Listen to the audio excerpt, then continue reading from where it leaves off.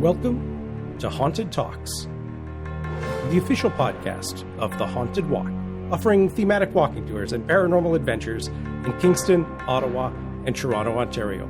My name is Jim Dean. I am the creative director, and joining us in studio again for back-to-back episodes is our CEO and founder, Glen Shackleton. Glen, great to have you along. Yes, always have fun coming on the podcast. Now, the reason we have Glen here today is it is our second annual, I guess it makes it annual at that point, predictions episode, where we've put out a number of questions to our community on Instagram, Facebook, and Twitter to kind of test the audience and Glen and my ability to predict the future, our psychic ability, premonitions we might have of things that's going to happen.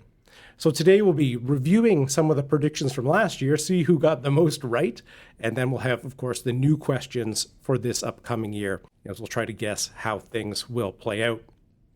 I'm not sure how well I'm going to do this year, but I feel like last year I probably really hit the ball out of the park. I'm guessing somewhere close to 100% rate of prediction. Yeah, that's a bad start for you, the prediction game. We will get to those in just a moment, though. We were drinking expired vitamin water last year while recording the episode, so we can't be held totally responsible. That's true. For what we're saying.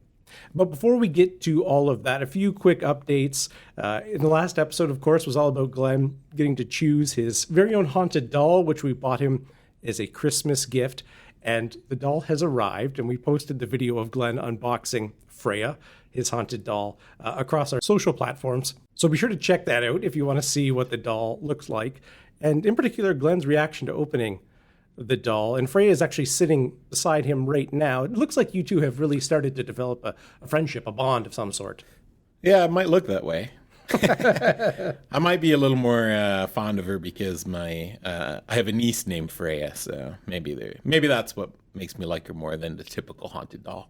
As far as I know, she hasn't done anything creepy yet, though she did seem to move, but I feel like you moved her at one point, but don't tell me. It's best to leave it to the imagination. The other thing I wanted to quickly mention is that February 11th is a big anniversary in Ottawa, and that's the anniversary of the execution of Patrick Whelan, which took place at the old jail where we give tours, and we will be running tours on that Monday evening. It's a great time to come into the jail on such a historic evening, and we're going to have a few little special bells and whistles, which we will be announcing soon. So to find information about our Whalen's Night tours on February 11th, or any of our tours, we do have tickets up for sale now, long into the summer, and you can find that information on our website, which is hauntedwalk.com. Bingo! Yahtzee! Is that your final answer? Our survey says... All right, let's move into our community predictions that took place last year, see how we all did in this friendly competition between the two of us and the audience. And the first question we had was, in 2018, at the Winter Olympics, will Canada win more than 10 gold medals? This was a difficult one for us. The audience said yes, we would get more than 10. You said no, Glen, we would not get to that number. I said yes. Very conveniently for myself and the audience, Canada won 11, just enough to qualify as a yes there. So I'm sad to say... So that one really hardly counts. Well, it was too close to call, I think. Well, I think in sports, a win is a win. So, so after the first question, the audience scored correctly, and I did. So a slight advantage for us after that first question. Trivia question for you, Glen. Mm-hmm. And I had to look this up. Do you remember where the Winter Olympics were held last year? I couldn't even tell you. I was trying to think of that while you were talking about it. They were held in South Korea. Oh, that's right. Mm-hmm. Seems obvious once you say it, but amazing how quickly time goes by. Mm-hmm. Our second question, which we put to the community, had to do with temperature. Wait. So it wasn't Lillehammer? No, it was not Lillehammer. All right. The second question was about the highest recorded temperature in Canada. Did you touch the thermostat? Did you turn it up? Oh, of course not. Did somebody fiddle with the thermostat? Now, in 2017, that was 41 degrees Celsius in Headley, British Columbia. And our question was, would there be a hotter temperature, a warmer temperature recorded in 2018? The community said yes. Glen, you said yes, with a very particular prediction of 43 degrees. I said no, it would only get to 40 degrees. Okay. The correct answer is quite surprising. The hottest temperature recorded in Canada in 2018 was in Moose Jaw, Saskatchewan, at 42.3 degrees Celsius or 108 degrees Fahrenheit. So if you round up, I was like bang on the nose. Yeah, if you round up, usually you round down in that case, but yes, that is true. So for those scoring at home, the community is 2 out of 2. Glenn and I both with 1 point each. Off the top of your head, if you got that question again this year, which we're not using, do you think it'd be hotter? Oh, yeah, I think so. I think with climate change, we're seeing a lot of extremes. So it seems like that's probably bound to continue. Yeah, that's what I would guess this year as well. Our next question had to do with the movies. And in particular, which of these 2 films, Avengers Infinity War or Solo, a Star Wars story, would have a higher score on IMDb at the end of the year? The community chose Avengers. Glenn, you chose the Avengers as well, with a side bet with me that both Solo and Avengers would score under 7 on IMDb. I chose Solo. The correct answer was the Avengers, which currently scores 8.5 on IMDb. Solo only 7. Now, I have a confession. Even though I picked Solo because I thought, the Star Wars franchise, all those good reasons, I still haven't watched it because the reviews have been kind of very mediocre. I did actually. I finally watched it just the other night. Got to see Solo, and it wasn't quite. I don't think it was as bad as some of the reviewers thought it was, but it wasn't great. I mean, it certainly was probably the weakest of the most recent Star Wars movies. But there was definitely a moment that I quite enjoyed where it brought back a lot of memories of the Star Wars holiday special. Of a whole gang of Wookiees making Wookiee noises. I think that probably makes it worth seeing all on its own. Yeah, I mean, I'll have to see it. Donald Glover seems so perfectly cast as Lando, but it had some bad moments, but it was okay, and I think it deserves its somewhat mediocre rating on IMDb. Now, you did lose the side bet, obviously, because Solo scored 7 right on the dot. Right. So both of them seemed like they were okay. Avengers, obviously, a little bit more so. That brings our total to the community is a perfect 3 for 3. Glenn, you've gotten 2 correct, and I have 1 correct so far of our first 3 community questions from last year. The next question. You should get a half point for the side bet. Okay, well that's fine. Yeah, I'll definitely take a half point. Yeah.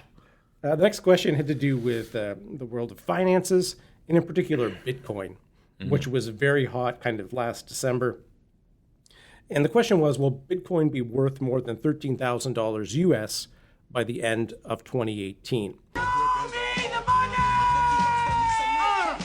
And during 2018, it ranged from about $1,000 to, I think, close to $25,000 at one point. The community decided no, it would not be worth more than $13,000. Glenn, you also agreed that no, it would not be. Crashing and burning. I was a little more bullish in the situation. I said, sure, why not? On the last day of trading in 2018, Bitcoin closed at just above $5,000. So a very bad year if you were in the Bitcoin space. Well short of the 13,000 US. Yeah, well short. So I'm glad I didn't actually buy any Bitcoin on the basis of that prediction. So that brings community a perfect 4 for 4. Glenn, you're 3 to 4, and I am 1.5. The final question we asked had to do with the question about the predictions. Is would the community get at least half the questions correct? The community was very confident in itself and said, yes, we will do that. Glenn, you were a little more skeptical. You said, no, not quite going to make it. I, of course, believe in our community. And I said, yes, absolutely, we will. So the community with that one got every single question correct. Glenn, you got that one wrong. I got that one right. So the final score is community 5 out of 5. Winner, gagnant. Glenn 3 out of 5. Jim 2.5, we'll say, out of 5. So it does seem to say something about kind of like group prediction to go perfect. I never would have assumed that. Sounds like we should probably let our social media community make all of our businesses decisions moving forward. Yeah, I predict that would go extremely well. We could, yeah, it's interesting. I know there is a lot of philosophy kind of about group decision making. So I'm very curious to see what's going to happen this year. Maybe it was just a fluke, but Maybe it was just a fluke. We need more maybe data. Maybe it was the expired vitamin water that interfered with our precognitive abilities. Yeah, it was a little embarrassing for us compared to the community, but we got a wide group of people from around the world who gave these issues some thoughts. We appreciate that. We also had a few individual predictions come in last year as well. Most of them were completely wrong, and I'll share quickly a few of those. That the Stanley Cup comes home to Canada. Obviously, Washington, the Capitals, defeated the Vegas Golden Knights 4-1 to win the Stanley Cup. Another prediction was that marijuana legalization would not pass. As of October 17th, 2018, you can go buy weed through a variety of means in Canada. Another interesting prediction was that Charles would become the King of England. As far as I know, the Queen is still rocking the throne. A number of predictions about aliens, and along the lines that there'd be confirmation we're not alone, or some major disclosure. And I feel like there have been lots of things in the news recently, particularly about radio signals from space, which are very intriguing and interesting. But I don't think we've hit the criteria yet of full disclosure. And there was also that strange object that they, with some speculation might have looked like an alien craft, but sounds like it's pretty soundly been discounted. That was spooky, though. Yeah. We did have one prediction that was absolutely correct. From Meliss1984 on Instagram, who has won herself 4 ghost passes for any of our tours based on this prediction. She said Prince Harry and Meghan Markle would have a baby announcement before the end of 2018. And just to recap the timeline, they were married on May 19th, 2018. I'm somewhat embarrassed to say we were up watching that ceremony. Not me. And then the baby announcement came on October 15th. Right. So if you consider people usually wait 10 to 12 weeks before announcing a pregnancy. Yeah. It's quick business. It's a good prediction. So congratulations to Meliss1994. We will be in touch to get you those tickets. Congrats.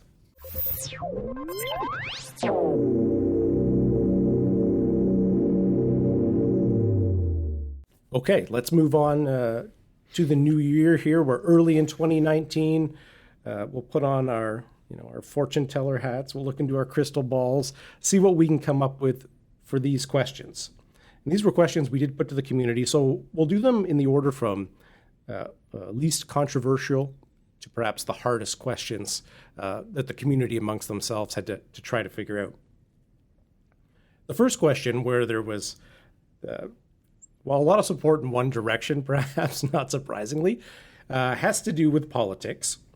And the question was, will Donald Trump's presidency survive 2019? I have nothing to do with Russia. So before I reveal what the audience thinks, maybe we should come up with our own predictions. Did you want to lead us off, Glenn, as to what you think about Donald Trump's presidency surviving the year? Well, that is tougher than you would hope it would be. There's definitely been lots of things that have happened you think that surely are the final straw. But I'm going to go with no, his presidency will not survive 2019. And definitely going to take a different tack this year. I think one of the reasons why we got burnt last year with bad predictions was, sometimes, I would often pick a contrary position to you just for fun and rub it in. But so this year I'm just going with what I think is definitely going to happen. And even if we both have the same prediction, so be it. We're more competing with the community, I think. I'm having trouble with this one for sure. I mean, saying his presidency will not survive makes a lot of sense. Yes. Given the numerous people around him who have been indicted or pled guilty to certain charges. Every day there's something. And I listened to last year's episode just the other day, and I feel like everything I said last year, which I might just insert right here, is equally applicable. With U.S. politics right now, it really seems like anything could happen. Yeah. Literally anything could happen. Literally anything. You told us the current day scenario 4 or 5 years ago, we would not believe you. There does seem to be a lot of smoke around the Russia investigation thing. There's some questionable behavior at times. But I also know for good reason it is difficult to impeach a president. You don't want to make it too easy. It's a high bar. The Senate needs to vote on that. So for me, the real question is, will Trump resign before the end of 2019? And I don't think he will, even if it's the best thing for him and the country. So I'm going to say that perhaps sadly, yes, Donald Trump will still be the president at the end of 2019. The audience strongly agreed with you, overwhelmingly. 85% said that Donald Trump's presidency will not survive to the end of the year. So it's tough to separate what you hope would happen versus, what will actually happen. Definitely, I think this one is a tough call. Well, isn't it like The Secret, where if you wish something to happen, it's more likely to happen? So maybe that plays a role, but a good point. The next question kind of plays off our earlier question we had last year about the movies.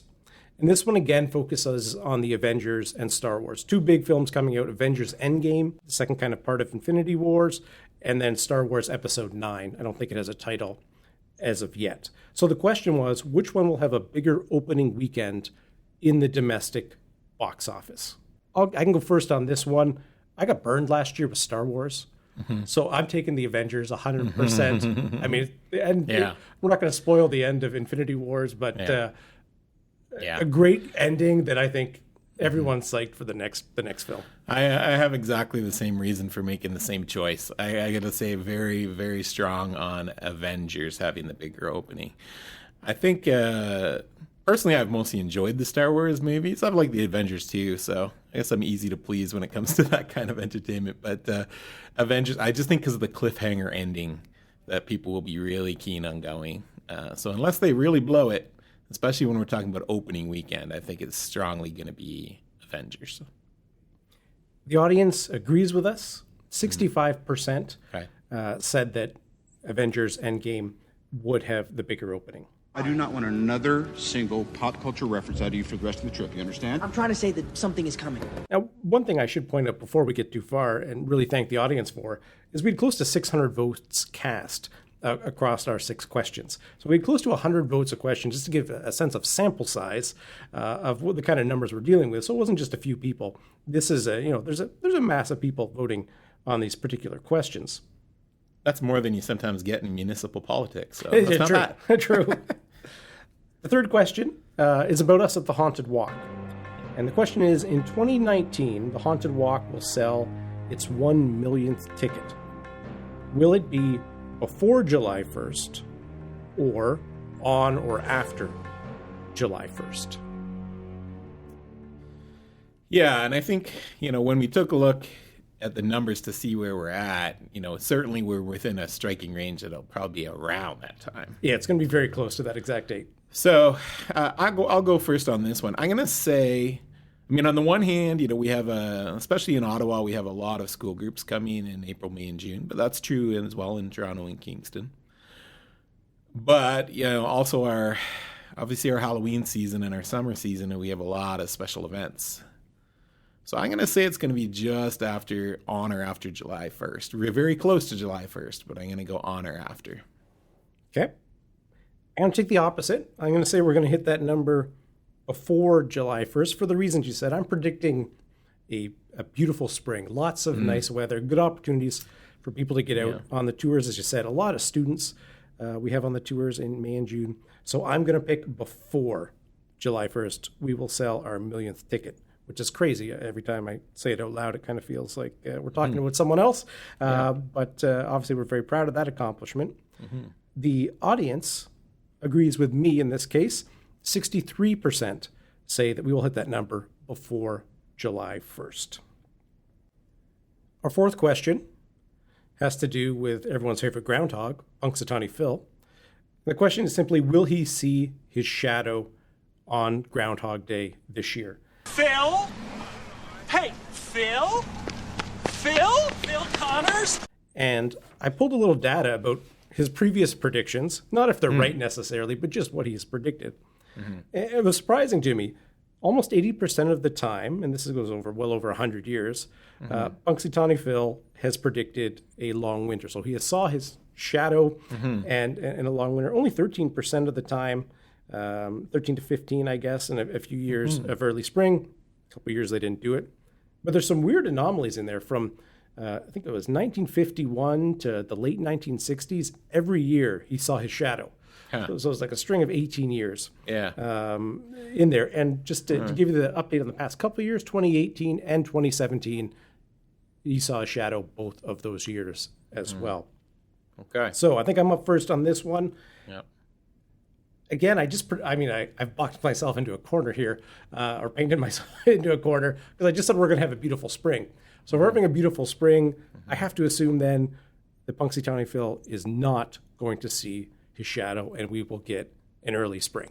What do you think? Okay. I'm gonna go with a skeptic's view of the Punxsutawney Phil phenomenon. I'm gonna say that he will predict a long winter, but I'll have a side bet to say it will actually be an early spring. I think our winter's gonna end early. Punxsutawney Phil will be wrong, but that he will see his shadow. I mean, it makes you wonder, is he seeing his shadow, or is he seeing the, hundreds of reporters and spectators there freaking him out, making him want to go back in his hole or his cubby? I mean, I haven't gotten to see it myself, so maybe I don't quite know the nuts and bolts of how it works, but, it seems like there could be other explanations other than his precognitive abilities of the weather as to why he may decide to run away. Well, yeah, and like he kind of whispers his answer in the ear of one of the officials there, which makes it interesting. But I grew up on a farm, and, I just got to say, when I've seen groundhogs randomly in the fields, better than 80% of the time, they run back into their hole. Well, there you go. I did find out they have the officials there who put this on have some type of top secret formula to determine what, depending on certain, I don't know what they take, weather patterns. I mean, it could be anything. The last number in the year, it could be, we have no idea. But they do have some type of recipe they follow to get his prediction. So you mean it's not entirely a rodent's? Yeah, like he has advisors on this. Like, do they whisper those facts into Punxsutawney Phil's ear? Or? Well, I'm not sure how much he collaborates in that part of the process. It's a very good question. But yeah, well, if you're getting your weather from a rodent, I mean, it's. So you said he would see a shadow run back in. Yeah. I have him not seeing a shadow. Our community, in their wisdom, has decided, along with you, that he will run back in, see a shadow. We will have a long winter. Only 55% though, so it was pretty evenly split between those two. But I'm willing to accept that I'm only right if it is a short winter. Even though I said yes, that there's also going to be a short winter. Well, how does geography play into this though? Like, what? I'll say here in Ontario. Here in Ontario, okay. Yes. That I will take that side bet since last year's went so well for me, and I'll see if I can that'll be worth parlay 0.5 again. Well, fair enough.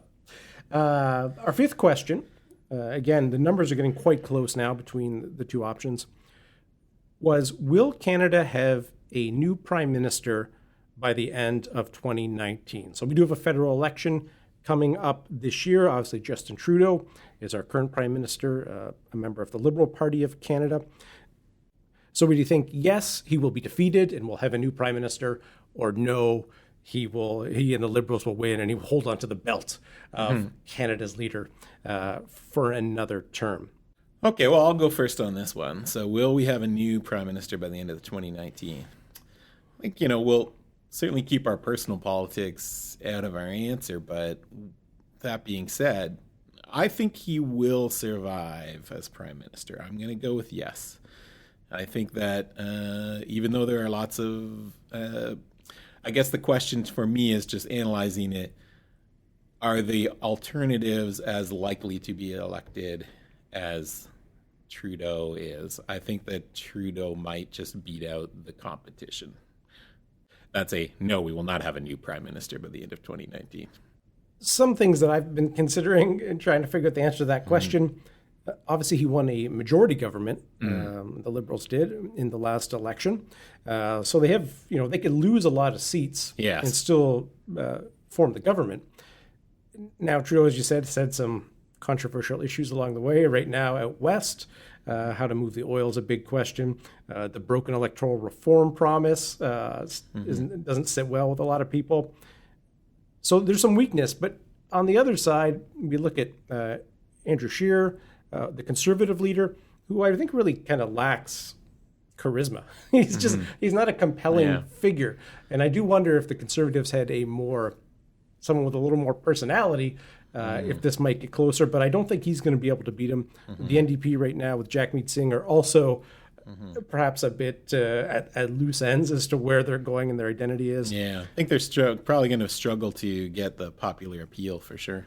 So I am going to agree with you, which also happens to agree with our audience's prediction that essentially, no, we will not have a new prime minister. I wouldn't be surprised to see a minority government. I wouldn't be surprised to see change, but I think that Trudeau will probably hang on for another term. I think that's the safe prediction right now.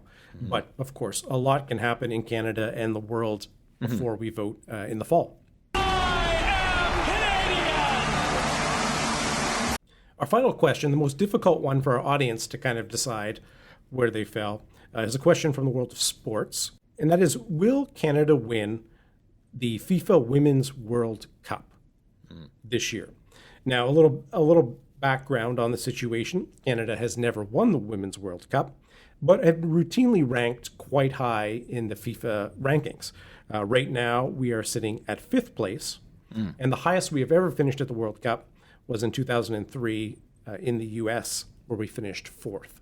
Now, the Women's World Cup is much newer than the men's. There's been fewer of them. So the sample size is a little smaller. I guess I'm up first for this one. And I think both of us, we've actually watched quite a bit of FIFA women's soccer. And it's very entertaining. And But one thing I know is the U.S. women's soccer team are just murderers. They are extremely, extremely talented and are always difficult to beat. We, the Canadian women's soccer team, we've had a number of very close matches with them, but they always seem, or almost always seem, to get us there. So while I would love it to happen and I will be cheering hard for the Canadian women's team, I don't think they're going to win the World Cup. All right, so that's a no for you. Now, is Christine Sinclair still on the Canadian team? I mean, she's getting older, but she's definitely the superstar of the Team Canada. It's the good question across my mind as well. As far as I know, yes, but I'm not certain on that. I haven't heard any announcement. She's obviously the best player we've certainly ever a veteran on the team. I think they'll be wanting to try hard to win one for her. But I think the odds are that the another team will win, especially probably the American team. But I'm gonna go with yes, Canada will win. I'll go out on a limb on that one and say it's a bold prediction, unlikely to happen, but it's gonna happen.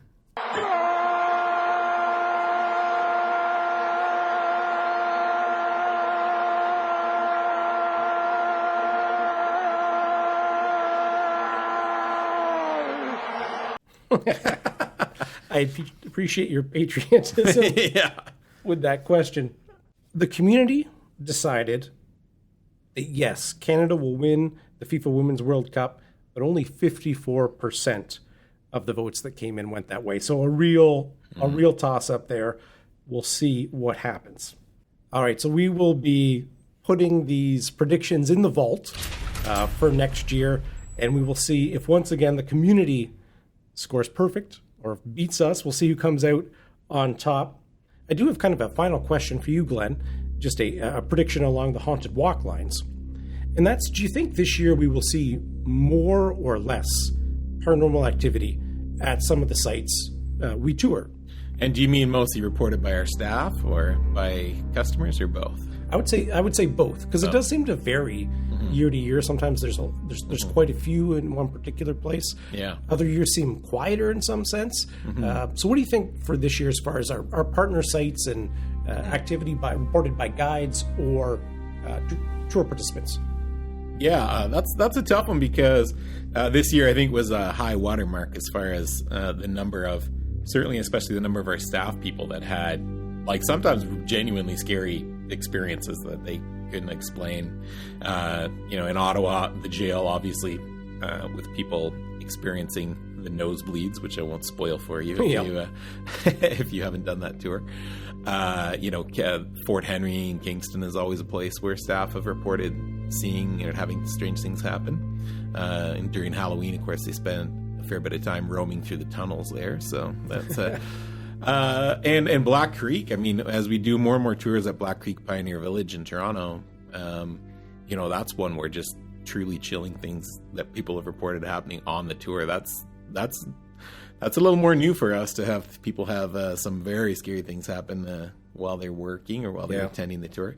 So it's going to be tough to beat, but I'm going to say if we crunch the numbers, we're going to have more reports. I'm going to say more reports in 2019. And go bold. I think it'll be difficult to do, but I think we're going to have more things happen. It's going to be a year where we're going to have some extra spooky nights. I think that's a good prediction, and if I had to guess, I think I'd make the same choice. And partly because I have some inside information, is I know we have a couple new products we're hoping to launch later this year, which may provoke additional activity, but we'll save that announcement for a little later on. That's true. Glenn, thanks so much for joining us today with your predictions. Of course, thank you to our amazing audience out there listening to the show and participating, answering these questions. As I said, almost 600 votes cast for these questions, and we really appreciate that level of engagement. Be sure to follow us on Facebook, Instagram, and Twitter, all at Haunted Walk, to take part in questions like these or just to see other things we're up to and cool, interesting stories that we like to share. Tickets for our Wayland's Night event in Ottawa on February 11th will be going on sale very soon. Or if you need any information about our tours coming up, please visit our website, which is hauntedwalk.com. We should also mention that we have tours available in all 3 cities regularly starting in beginning of February again. Yeah, great point. So it's the beginning of February, jump on there. We'd love to see you have out. And there's something about the winter nights I find in particular, maybe because it gets dark early, the chill in the air, obviously. But things are a little quieter, I feel like, on some of the tours, which, it's for me as a guide, is a little more frightening. If it's not too cold, if it's, when it's just a little bit of a chill, it's honestly one of the best times of the year to come. Yeah, absolutely. Thanks so much, everyone. We look forward to sharing the results with you next year. Start thinking about your predictions for next year now, and we will be talking to you soon. Special thanks to Kevin MacLeod at Incompetech.com for the additional music.